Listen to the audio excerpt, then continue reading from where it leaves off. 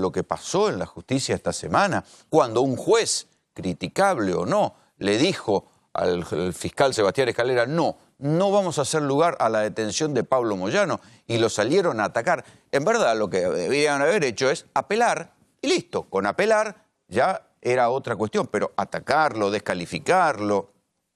Esto se da en un contexto en el cual la pelea con los Moyano y la queja del procurador Contegrán es lo que más resaltó. Pero si uno mira entre líneas, préstenle atención a lo que le pasó al fiscal Álvaro Garganta, fiscal de La Plata. Álvaro Garganta es el fiscal a quien le cayó la megadenuncia de Carrió contra Daniel Scioli. La causa venía instruyéndose, había algunos procesados, ¿sí? Y hace cosa de 2 semanas le clavan un juicio político al fiscal Garganta para destituirlo por otra causa, por la causa de lo que se llamó el cuádruple crimen de La Plata, por haber mal investigado ese cuádruple crimen. Bueno, ahí le descongelan un pedido de juicio político.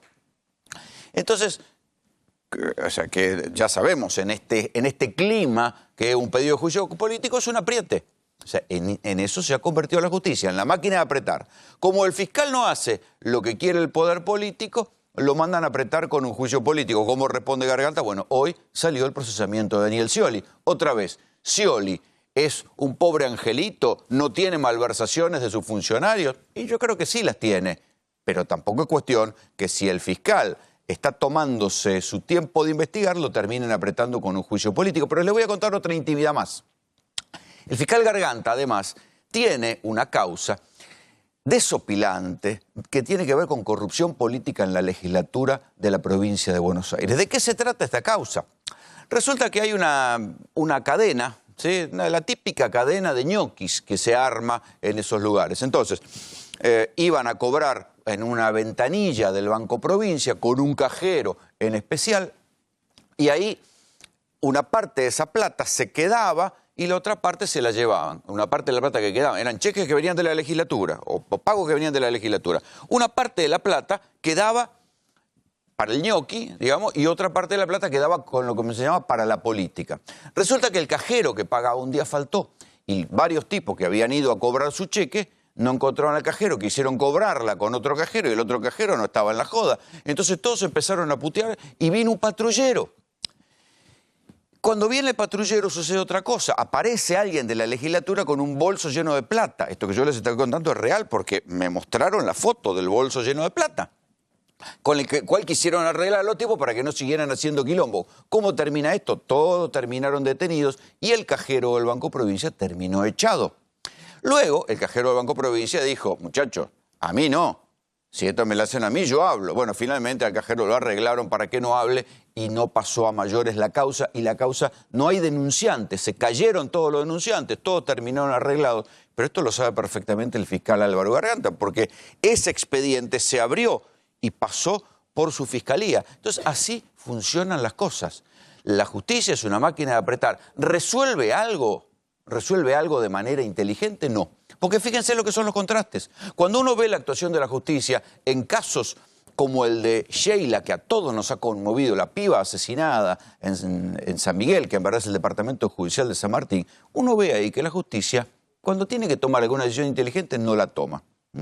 A la custodia de Sheila, la justicia se la había dado al padre, acusado por los propios vecinos de ser un borracho, que además descuidó a su hija y se la dio a los tíos que la terminaron matando.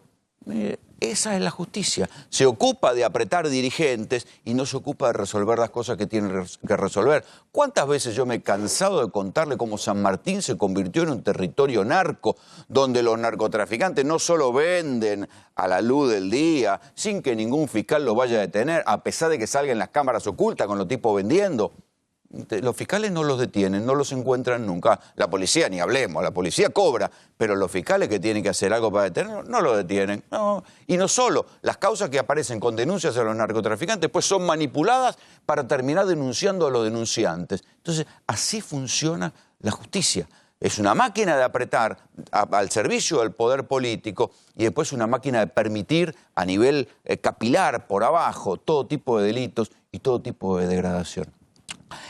Esto es lo que nosotros estamos viendo. Mientras tanto, uno ve la situación económica y dice, viejo, acá hay algo que está mal y que no cierra por ningún lado. ¿Escucharon el discurso de Macri hoy en IDEA cuando lo entrevistan ahí amablemente los empresarios? Y eso que IDEA es donde él juega de local. O sea, las expectativas de los empresarios que el año pasado decían que estaban al 70% de optimismo, hoy cayeron al 31% de optimismo. Esas empresas que no son precisamente las pymes, que ganan y que tienen gerentes financieros que los asesoran y cómo cuidarse y qué sé yo, declararon pérdidas, declararon que tuvieron que ajustar y declararon que no la ven bien la que se viene. En la intimidad, ¿qué es lo que están diciendo los funcionarios del Ministerio de Economía? Que lo peor no ha llegado. Que lo peor va a llegar hacia marzo o abril. ¿Qué es lo peor? Bueno, ahí se abren dos caminos, se abren dos rutas. Lo peor puede ser que el corset que le han puesto a la economía, sujetando el dólar, pero con las tasas delirantes del 75%, se rompa, salten los botones y entonces volvería a subir el dólar, volvería a desatarse la inflación. Ese es lo peor dentro de lo peor. Lo mejor dentro de lo peor, que va a llegar, según los economistas del propio gobierno, hacia marzo del año que viene, es la recesión. O sea, es una recesión bruta, con retroceso, con más despido, con más caída de la actividad económica. Esto es lo que viene. ¿Qué están haciendo para resolverlo? Nada.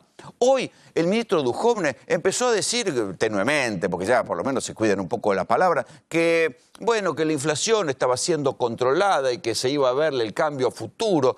Una versión actualizada de lo peor ya pasó. ¿Sí? ¿Te recuerdan la manera que Macri repetía lo peor ya pasó, lo peor ya pasó, pasó? Bueno, el ministro Duhovne intentó decir, claro, no lo dijo con la frase lo peor ya pasó porque se le hubieran cagado de risa, pero dijo la inflación está más o menos controlada y entonces... Alguien tiene que tomar nota que la CGT, el ala más dialoguista de la CGT, hoy salieron a decir los dos voceros de la CGT, tanto Acuña como Daer, que están pensando en un paro de 36 horas. Está bien, sería el quinto paro a Macri, ok, pero con movilización.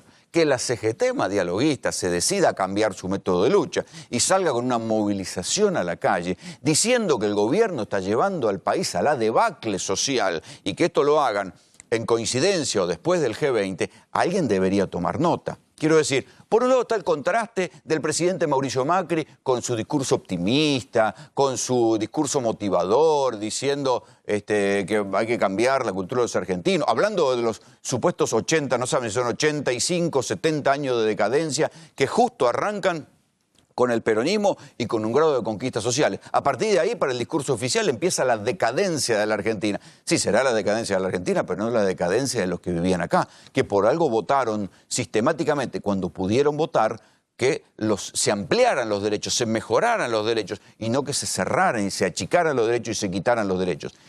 Ese discurso, como dice Graciela Camaño, que va a estar en un rato aquí con nosotros en GPS, de los prolijitos, ese relato de los prolijitos, está haciendo agua por todos lados. Hoy se conoció un índice todavía más inquietante, que es el índice de la inflación mayorista, 16% en septiembre. ¿Cuánto de eso se va a trasladar a precios en octubre? ¿Será un 5%?